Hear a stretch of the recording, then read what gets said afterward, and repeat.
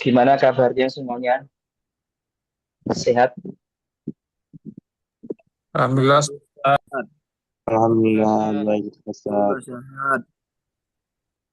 pada malam hari ini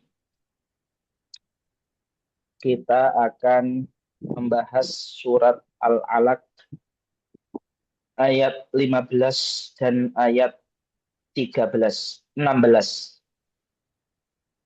Sebelum saya mulai, ada yang bersedia untuk membacakan surat Al-Alaq ayat 15 dan 16 beserta terjemahannya? Silahkan.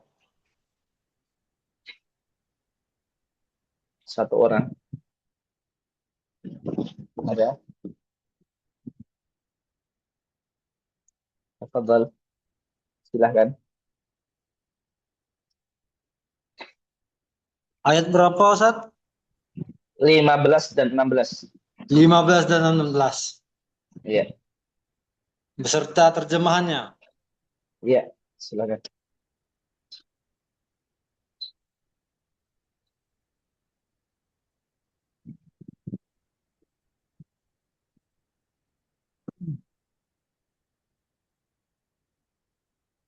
A'udzu billahi minasy syaithanir rajim. Bismillahirrahmanirrahim.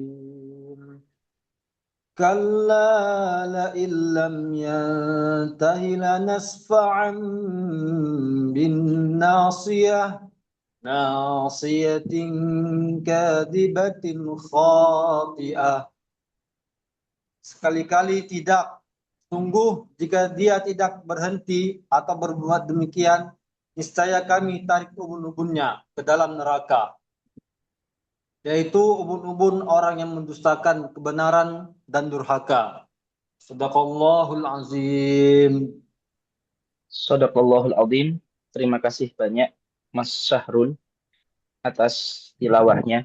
Semoga dengan tilawah antum tadi majelis kita pada malam hari ini mendapat keberkahan dan manfaat dari Allah Subhanahu wa taala.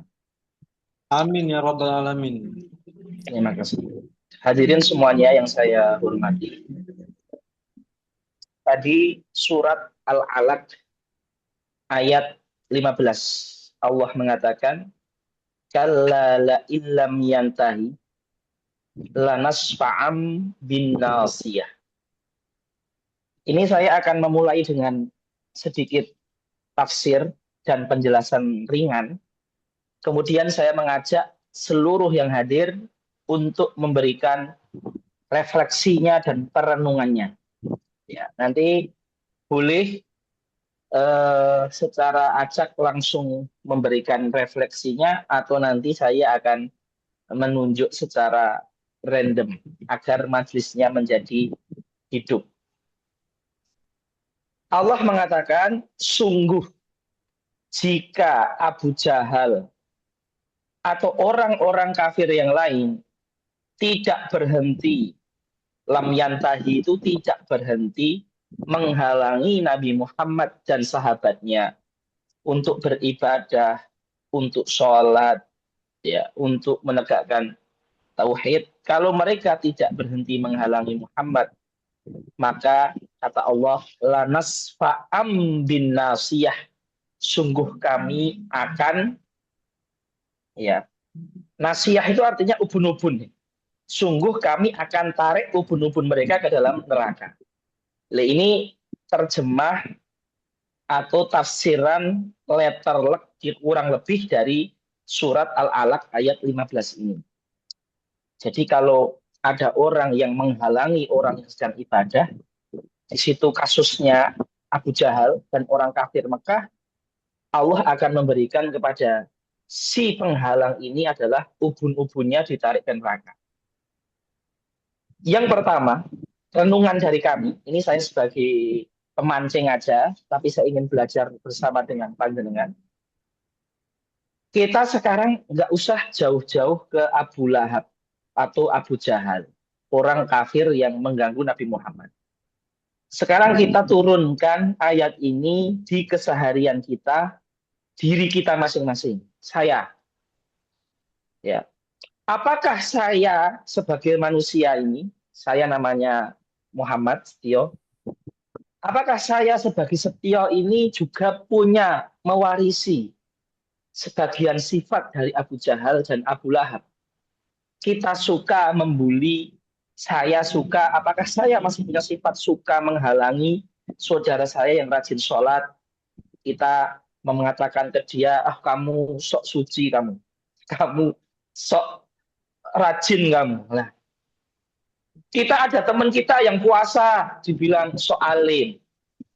Ada teman kita yang pakai sarung, pakai peci, pakai apa namanya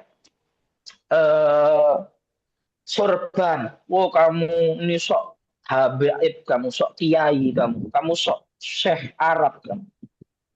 Padahal orang-orang yang kita lihat tadi secara lahir mereka sedang berbuat baik, sholat, berpakaian sopan, berpakai cadar misalkan, memakai kerudung yang rapi, tapi kita malah menghinanya, menyakiti hati saudara kita. Lah, bisa jadi ketika kita seperti itu, kita ini juga memiliki sifat-sifat Abu Jahal dan Abu Lahab, walaupun kita Islam, tapi kita punya sifat itu. Karena Al-Quran ini turun untuk kita semua. Abu Jahal, Abu Lahab itu permisalan yang telah lalu, tapi sejarah akan terus berulang. Maka kalau kita memiliki sebagian dari sifat seperti itu, kita sangat takut. Allah akan mengatakan kepada saya, kepada kita, lanas fa'am bin nasiyah. Kamu kalau suka menghina saudaramu yang berbuat baik, kamu akan ditarik ubun-ubunmu ke neraka. Ini refleksi pertama. Jadi kita menjadikan ayat ini untuk diri kita sendiri. Refleksi yang kedua, nasiyah ya. Akan kami tarik ubun-ubunmu ke neraka. Nasiyah itu artinya kepala ya. Yang mana di kepala ini tempatnya akal. Ya. Dalam hidup ini kita ini hanya punya dua pilihan. Menuruti hawa nafsu atau menuruti akal nurani kita. Ya. Kalau kita nggak memakai akal, berarti kita ikut hawa nafsu. Biasanya itu buruk. Malas, maksiat, korupsi, berbuat kasar. Itu karena nasiyahnya. Jadi ketika Allah mengatakan ubun-ubunnya kamu akan saya taruh ke neraka, karena tempat nggak dipakai. Akalnya nggak dipakai. Ya. Tetapi kalau kita memakai akal kita, maka kita bisa mengalahkan nafsu kita. Jadi kalau ada yang bertanya, gimana caranya kita mengalahkan nafsu kita? Ya kita memakai akal kita. Kalau kita bisa memakai akal kita, kita bisa mengalahkan syahwat kita. Kita bisa mengalahkan nafsu kita. Nah itu dua refleksi pancingan. Ya. Refleksi pancingan dari saya untuk surat Al-Alaq ayat 15. Silakan sekarang tempat dan waktu saya persilahkan seluas-luasnya. Dari antum satu orang memberikan refleksi Al-Alaq ayat 15. Nanti saya akan memberikan komentar dan mendiskusikan bersama-sama. Silakan semuanya. Silakan. Siapa dulu? Langsung open mic saja, silakan.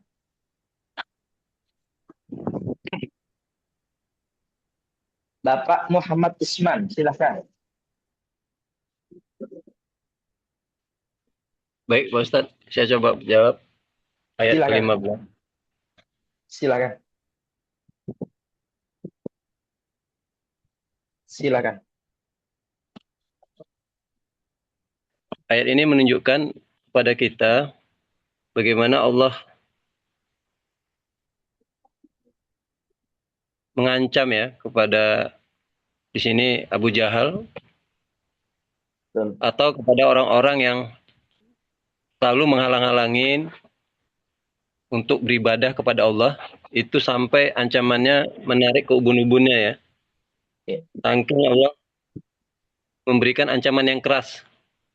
Karena pada waktu itu Abu Jahal dengan timnya atau dengan masyarakat kafir Quraisy waktu itu sudah sangat keterlaluan ya. Bagaimana menghalang-halangi Nabi Muhammad SAW sampai ayat ini turun. Mungkin implementasi di zaman sekarang juga kita harus hati-hati ya ketika ada orang yang coba menghalangi orang-orang untuk mendekatkan diri kepada Allah, tapi banyak mungkin orang-orang yang sengaja menghalang-halangin. Nah, ini ancaman juga bagi orang-orang sekarang kalau berani berbuat seperti apa yang dilakukan Abu Jahal. Sehingga kita di sini menjadi ikhtibar bagi kita, jadi pelajaran bagi kita. Bagaimana Allah sangat membenci orang-orang yang menghalang-halangin kalau ada orang lain yang berusaha mendekatkan diri kepada Allah Subhanahu wa taala. Demikian Pak Ustaz. Masya Allah. Terima kasih, saya izinkan untuk memberikan apresiasi kepada Bapak Muhammad Isman ya. Iya Pak Ustaz. Tadi ya. Terima kasih Pak Muhammad Isman. Ini tadi Bapak Muhammad Isman memberikan refleksi kepada kita ancaman yang Allah turunkan 14 abad yang lalu kepada kaum Quraisy di Arab itu tidak hanya untuk mereka, tapi untuk kita juga. Ya. Maka kita jangan sampai terkena ancaman ini. Karena kalau kita terkena ancaman ini, itu indikasi bahwasanya itu adalah dosa yang besar, bahkan bisa berujung kepada su'ul khotimah, akhir hidup yang tidak mulia. Ada isyarat bagus yang saya tangkap dari refleksi dan tadabur Bapak Muhammad Isman, bahwasannya setiap masa, setiap waktu, setiap keadaan, dan setiap tempat mesti akan selalu ada Abu Jahal dan Abu Lahabnya masing-masing. Itu sebagai sunatullah, sebagai tatanan yang telah Allah niscayakan di dunia ini.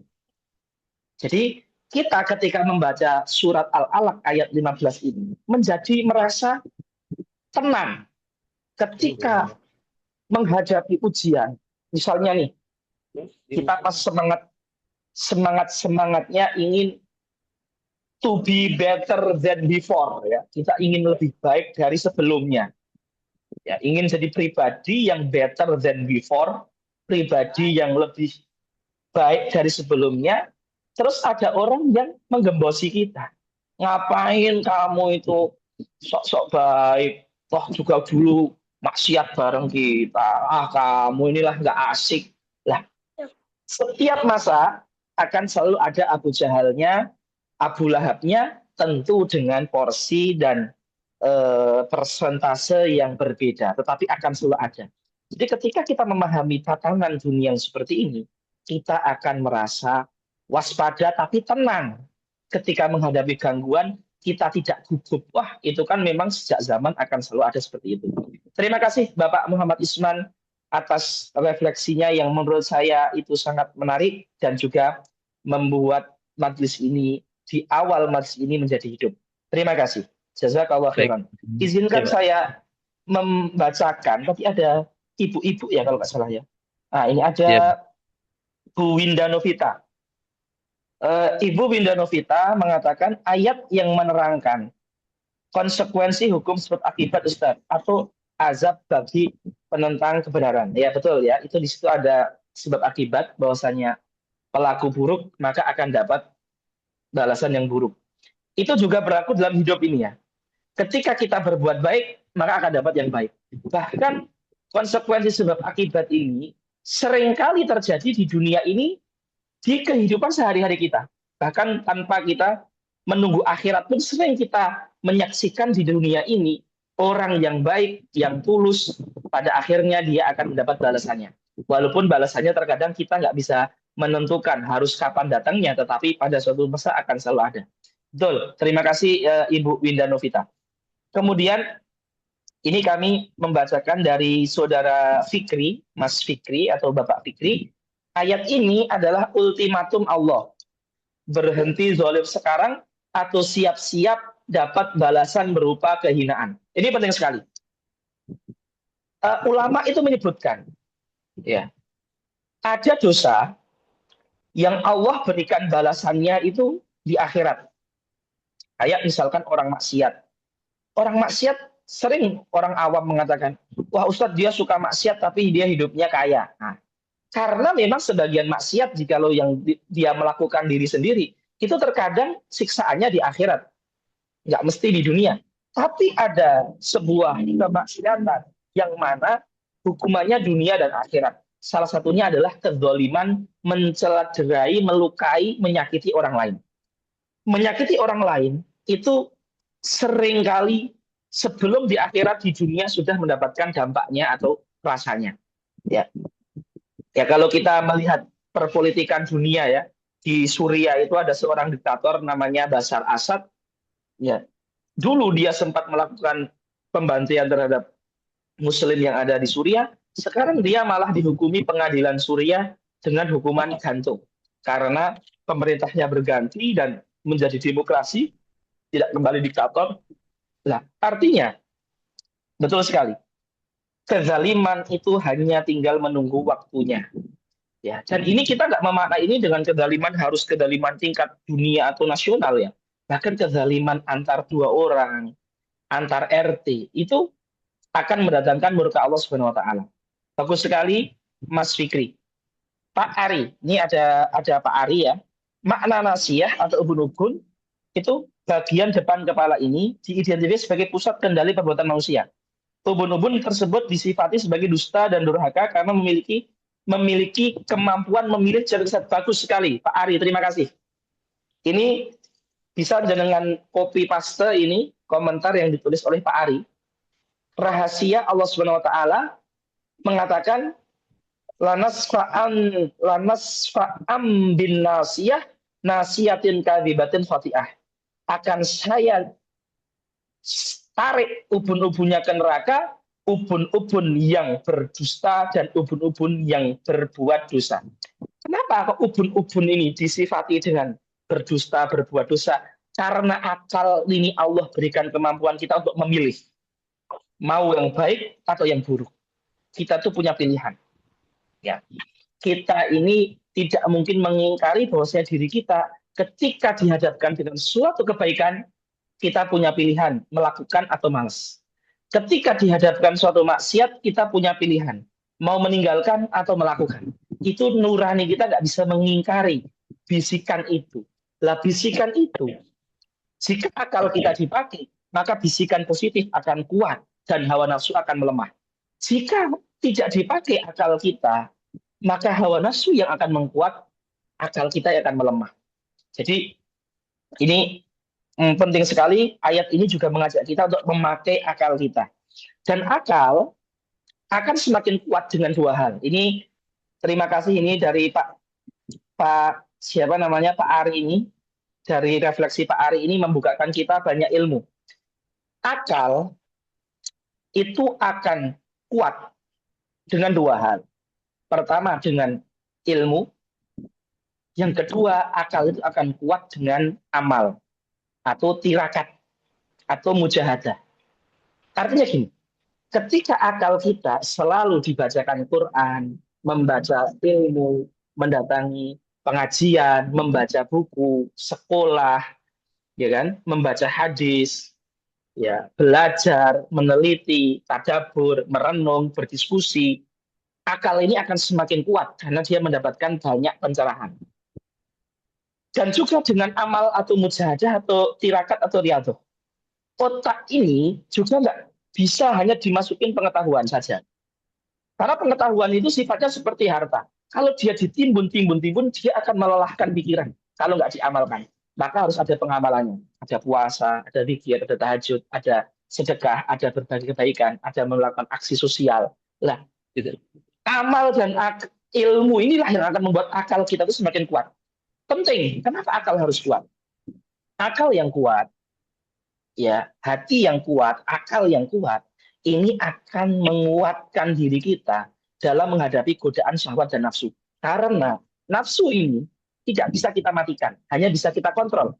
Karena inti ujian hidup kita adalah melawan nafsu. Ya, kalau kita nggak punya nafsu, kita mati. Karena kalau nggak punya nafsu, kita nggak makan, nggak minum, kita akan mati. Kita akan sakit, akan mati. Jadi nafsu itu akan selalu ada. Tapi kita bisa mengontrol. Kekuatan pengontrolan adalah dengan asupan akal. Bagus sekali, Pak Ari. Terima kasih, Masya Allah. Jazakumullah khairan katsiran. Ya, refleksi yang sangat sangat up to date sesuai dengan konteks dan keadaan di zaman sekarang. Kemudian ada refleksi selanjutnya, izinkan kami membacakan dari Ibu atau Mbak Cut Siti Rohmah. Tidak menjadi penghalang bagi orang lain yang ingin berbuat baik. Karena Allah akan memberi balasan yang berat. Nah, ini juga motivasi, positive thinking.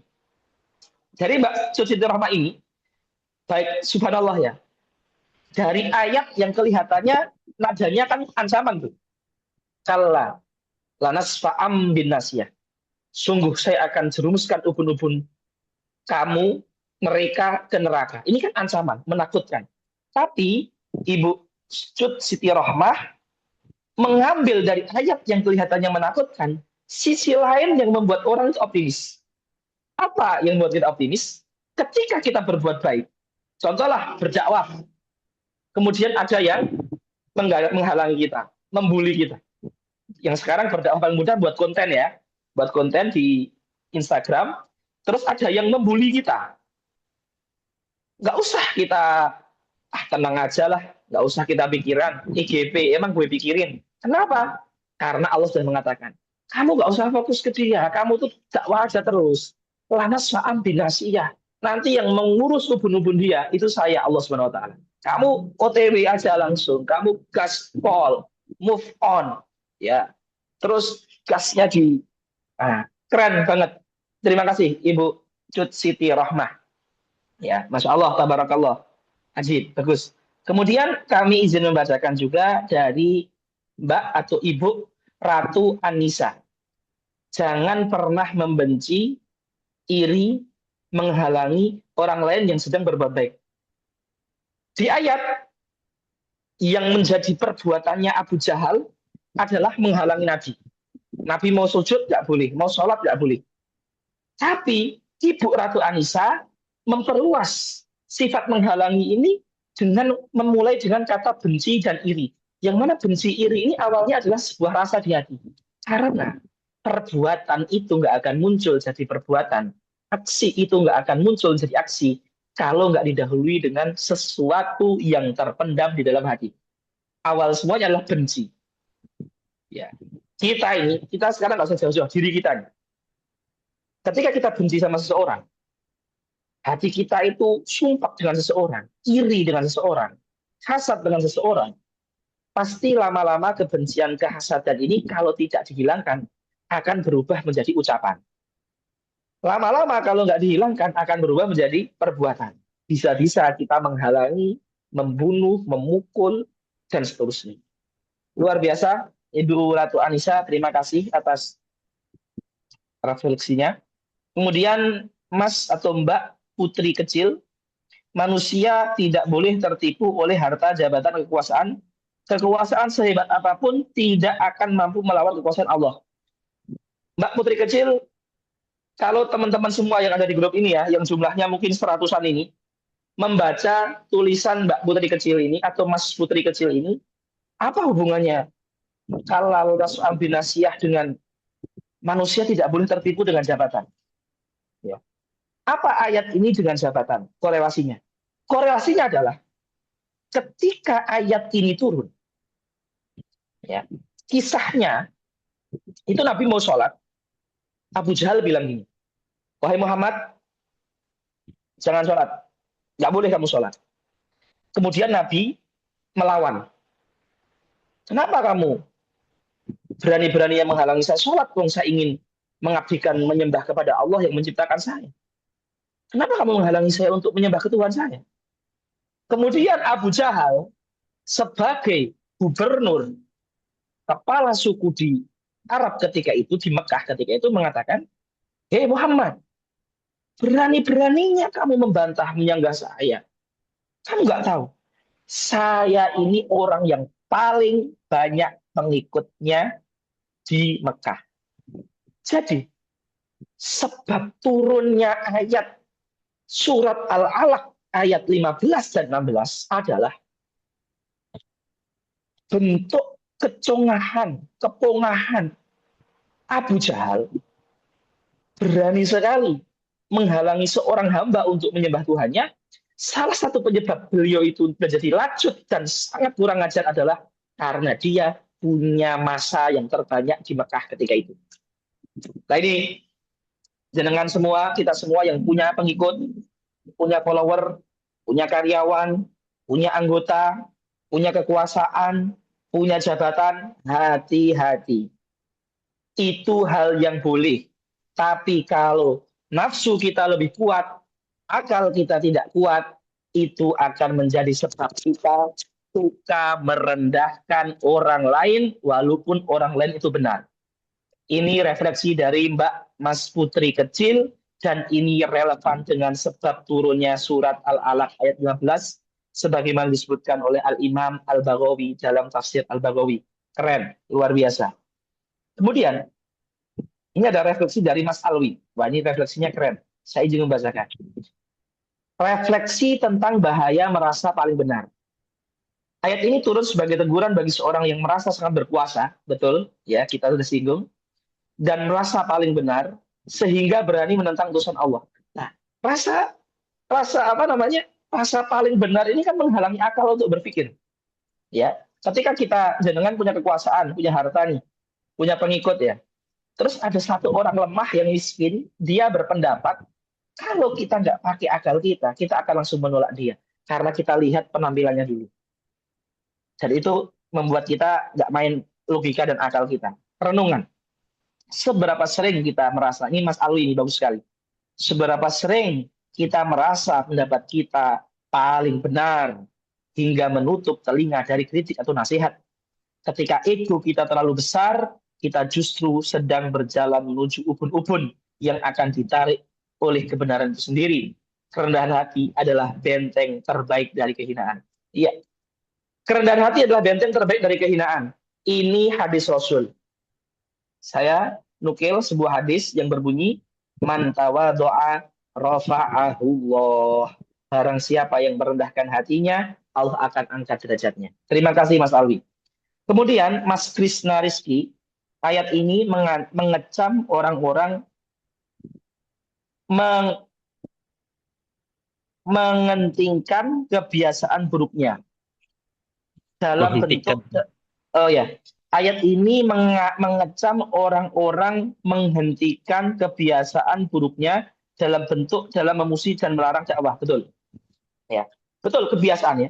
Karena terkadang orang yang mengganggu orang lain itu awalnya dia itu ketika mengganggu itu mikir juga. Ini penting ya.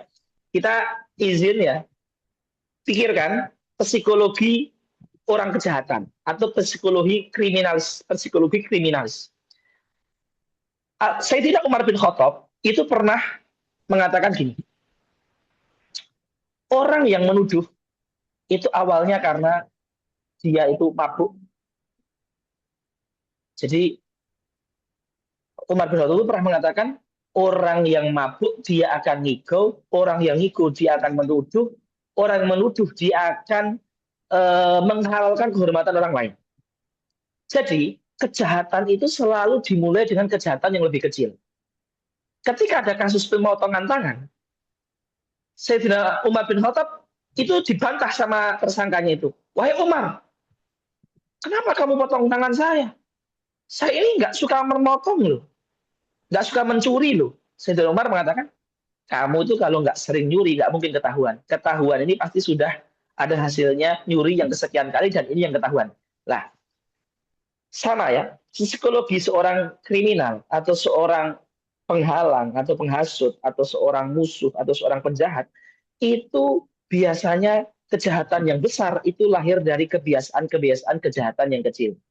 Dari awalnya itu cuma menghina, awalnya cuma membuli, awalnya cuma medsos, sampai akhirnya timbul sikap berani menghalangi dakwah.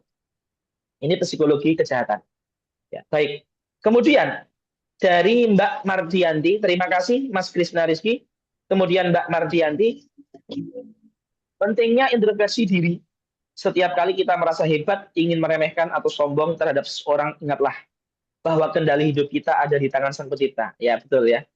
Lanas fa'am bin nasiyah, kami akan menjerumuskan ubun-ubun dia. Jadi yang memegang kendali diri kita adalah Tuhan kita. Sikap perbuatan seorang seperti ini melarang beribadah berakar yang sangat salah di dalam hatinya. Sikap perbuatan seseorang seperti ini melarang beribadah berakar yang sangat salah di dalam hatinya. Terima kasih Mbak Mardianti.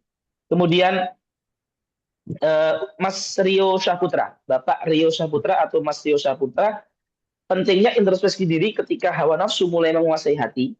Di zaman sekarang, kemaksiatan seringkali datang dalam bentuk yang dianggap biasa, sehingga tanpa sadar kita terus melangkah mendekatinya. Ingatlah bahwa tidak semua yang kita inginkan harus kita ikuti. Karena terkadang menahan diri adalah bentuk ketaatan kepada Sang Pencipta. Betul. Jadi, Imam Ghazali mengatakan, melakukan kebaikan, itu semua orang mampu. Tapi menahan kejahatan atau menahan kemaksiatan, yang mampu hanya wali-wali Allah. Ini betul sekali, Mas Rio. Menahan diri adalah bentuk ketaatan. Tidak hanya bentuk ketaatan. Bahkan menahan diri adalah bentuk ketaatan level tertinggi. Maka ada hadis, ittaqil maharim takun a'badanas. Tinggalkan yang haram, tahanlah diri kita, maka kita akan jadi hamba Allah yang paling ahli ibadah. Jadi, hamba Allah yang level ibadahnya tertinggi, itu yang pintar menahan. Bagus sekali. Terima kasih Mas Rio. Terima kasih Mas Rio. Ya, Mas sama-sama, Yoga. Ustaz. Jangan sampai, terima kasih. Ya, baik Mas Rio. Mas Yoga, jangan sampai bertindak sombong karena balasannya adalah kehinaan. Ubun-ubun yang ditarik adalah bentuk penghinaan, betul. Karena kepala itu adalah bagian yang termulia. Ketika bagian yang termulia dijatuhkan, itu adalah bentuk penghinaan yang tertinggi. Betul. Dan ini, kalau kita pakai di dunia, orang yang nggak memakai akal, dia akan memakai hawa nafsu. Orang yang menurut nafsunya akan hina. Contoh, koruptor, nggak pakai akal, sudah kaya masih korupsi, ketahuan, pakai baju oranye, hina, karena nggak pakai akal. Contoh, orang sudah punya istri, sudah punya anak, masih berzina, berselingkuh, dikeroyok orang, akhirnya hina, jabatan dicabut, PNS dipecat, gaji turun, di masyarakat nggak dipercaya, hina. Kenapa? Nggak pakai akal. Contoh, orang sudah diberikan Allah rezeki, bisa makan, bisa minum, tapi merasa kurang, akhirnya mencuri. Ketahuan di pasar, digebukin, hina. Ketika kita nggak pakai akal, kita akan hina. Yaitu lanas fa'am bin nasiyah. Keren sekali Mas Yoga, luar biasa. Kemudian, Mas Bima Sanjaya.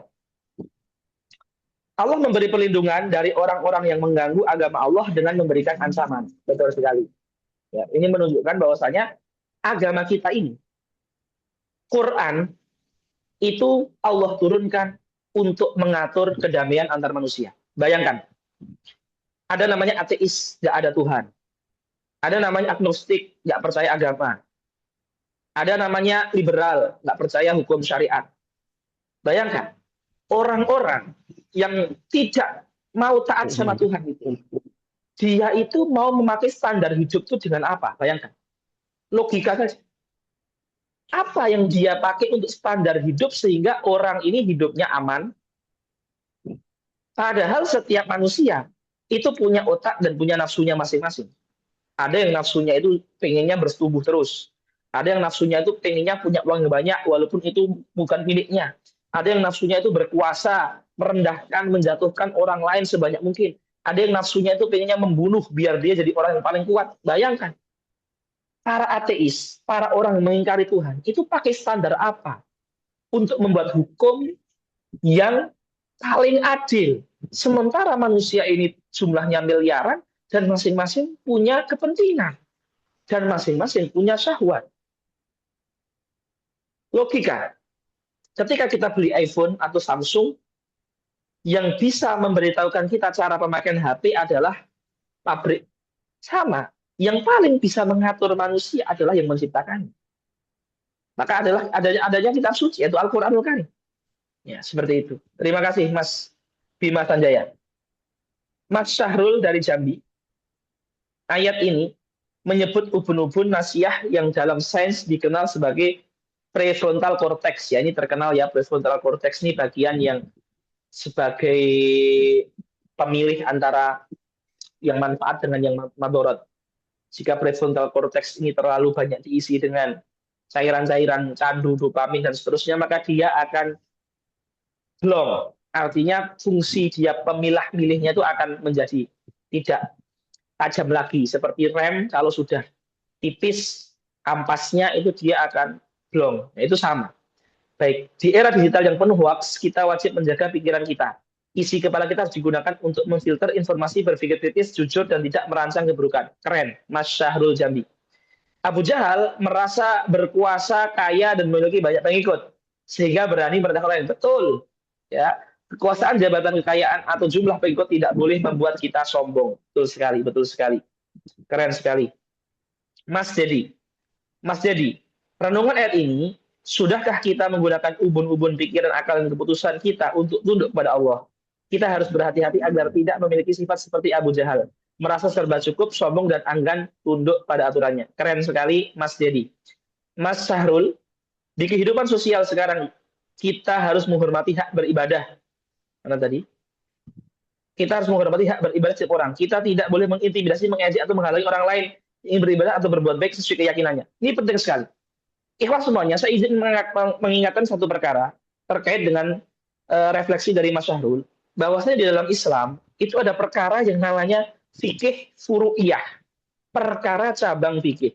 Ini hal yang harus kita yakini sebagai hal yang luas dan semuanya boleh. Contoh ya, ada yang tarawih 8, ada yang 20. Itu semuanya baik. Ada yang subuh kunut, ada yang nggak kunut. Itu semuanya boleh. Ada yang cadar, ada yang berkerudungan tanpa cadar. Boleh semuanya. Ada yang sholat bismillahnya keras, ada yang pelan. Boleh semuanya. Jadi penting sekali kita umat muslim itu harus tahu fikih-fikih yang memang boleh berbeda. Karena di sini perbedaan menjadi sebuah warna dan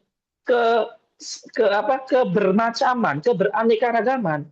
Kalau kita di masalah yang boleh berbeda, kayak maulid Nabi sekarang. Ada yang maulid, silahkan. Ada yang nggak maulid, nggak ada masalah. Ya, karena ini perkara yang cabang. Ya. Di sini muslim harus menghormati satu sama lain. Kalau sudah masalah liberalisme ini mengatakan Quran itu sudah nggak layak, Quran itu sudah nggak ini. Lah ini baru kita harus sama satu pendapat. Itu nggak boleh, ini boleh. Nah ini bagus sekali Mas Syahrul Jambi. Terima kasih. Mbak Diah, Ibu Diah. Fakta yang terjadi sekarang Ustadz, kita lebih banyak dibilang soalin. Tidak menghalangi secara terang-terangan, tetapi terkadang ucapan seperti itu bisa bikin down. Betul. Karena ucapan itu terkadang lebih menyakitkan daripada pukulan. Ya, dan seringkali cara berpakaian kita dikaitkan dengan ibadah kita. Betul sekali. Wah ini pakaiannya, kerudungnya besar, tapi sholatnya cepat. Nah seperti itu. Padahal sholat itu kita disuruh baik, berpakaian disuruh baik, berucap disuruh baik, tapi terkadang namanya manusia.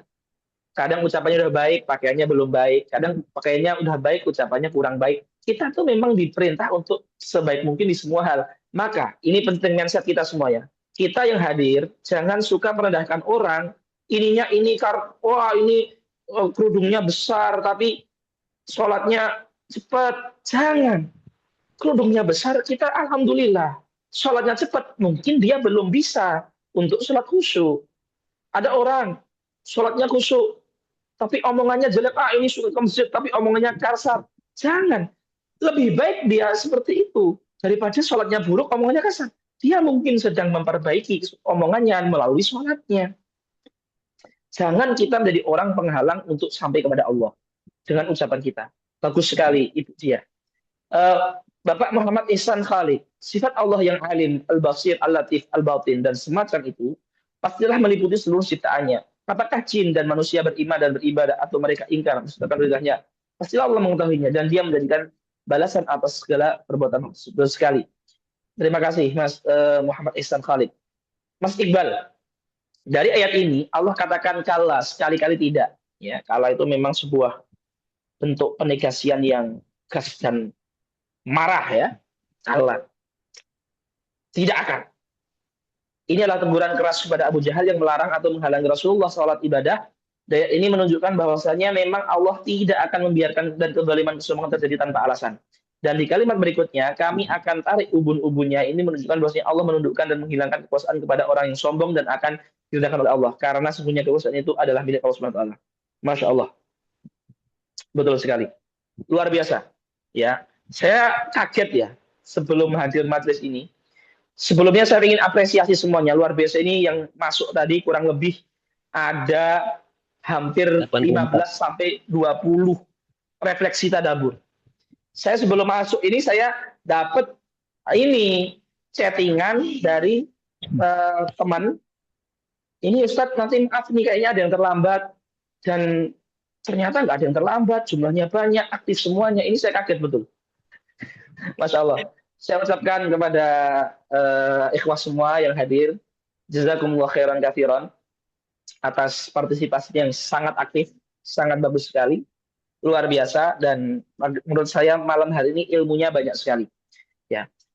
Sebelum saya mendengarkan mungkin ya dari salah seorang dari antum, satu orang memberikan konklusinya, kesimpulannya, saya izinkan berikan konklusi yang menurut saya dari pemaparan antum tadi sangat menarik.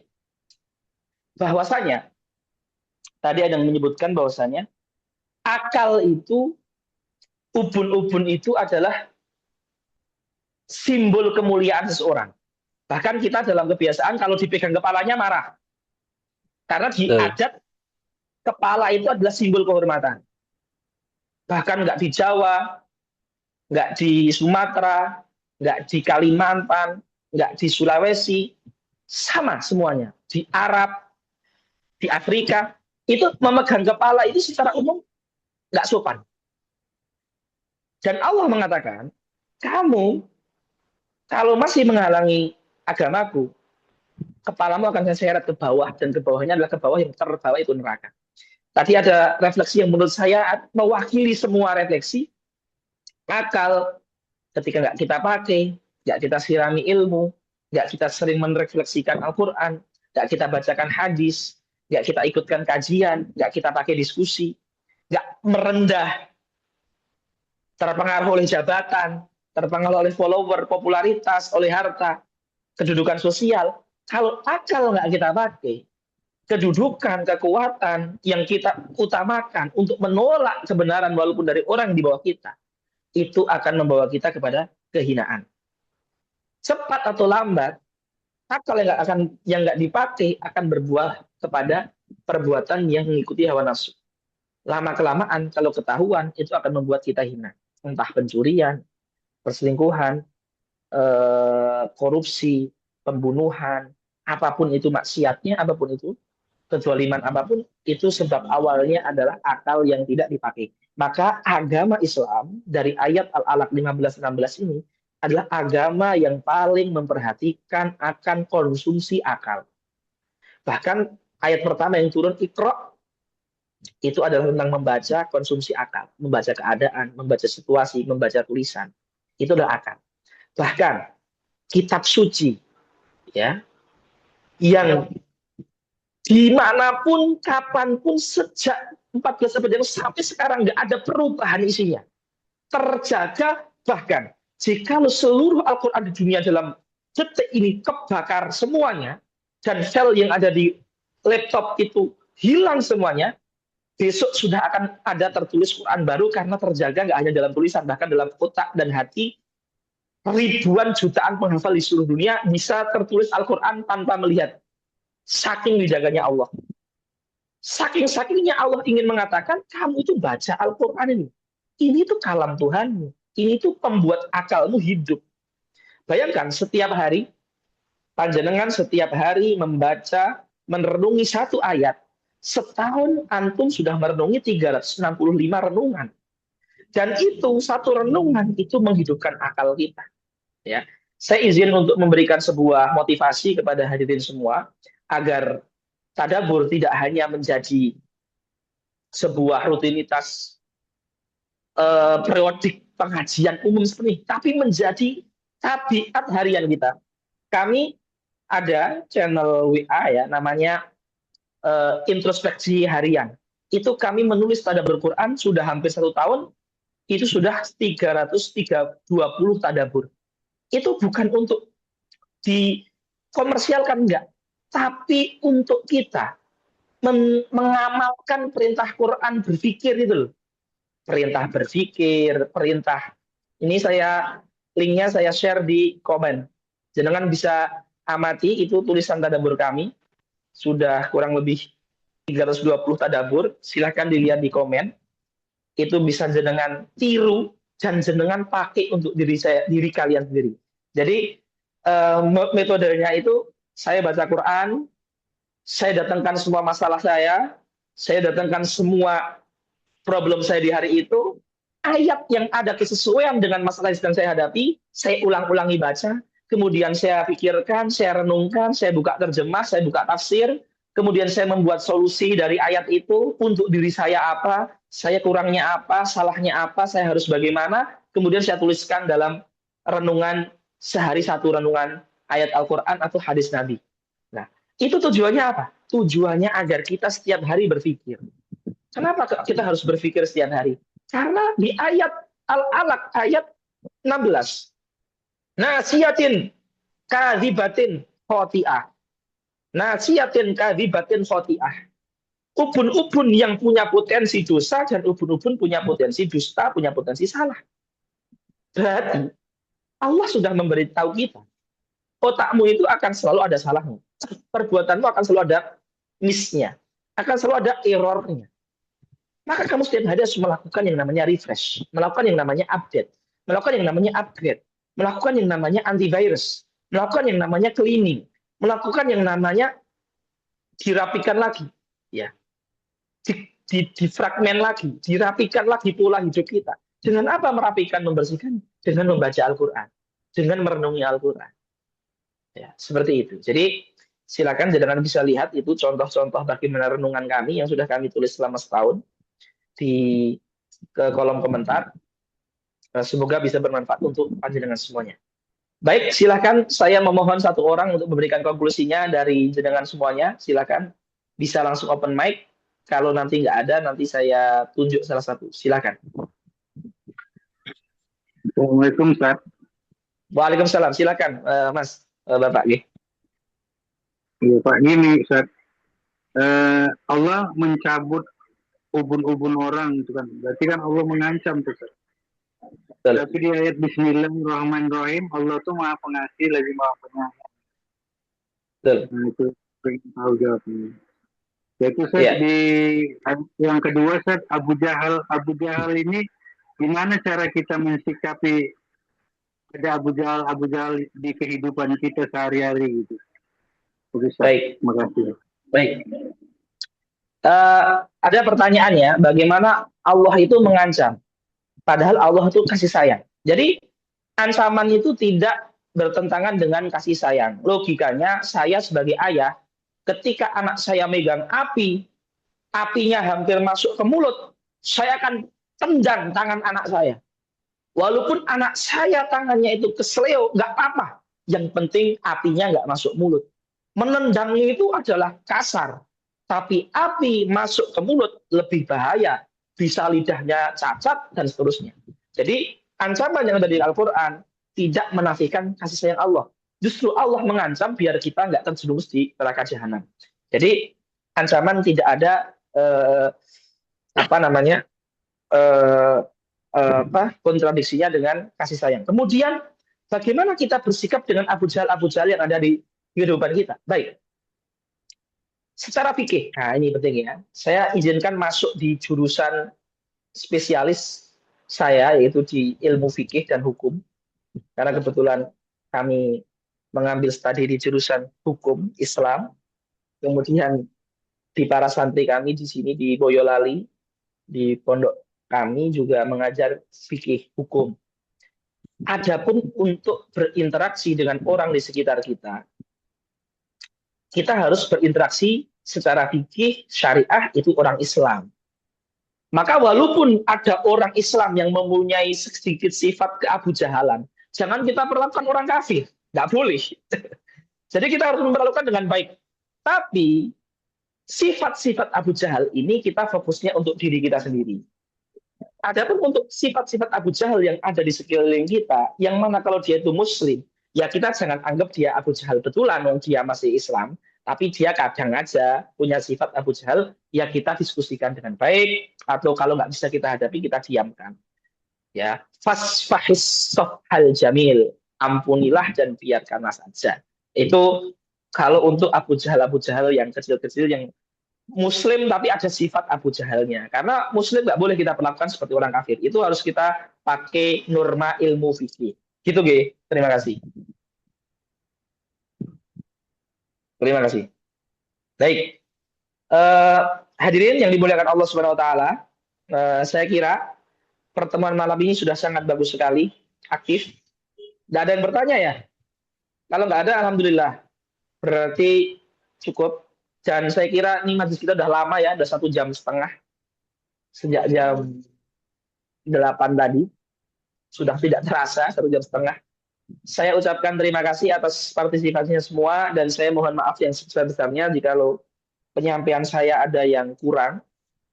Ya, mohon dimaafkan. Saya ucapkan terima kasih. Jazakumullah khairan katsiran. Barakallahu fikum. Ya, mungkin ini yang bisa saya sampaikan. Jangan lupa dibuka ya pesannya, ya bisa dengan mendapatkan ilmu baru, tadabbur pribadi harian sebagai bekal agar kita selalu berpikir. Terima kasih. Wassalamualaikum warahmatullahi wabarakatuh.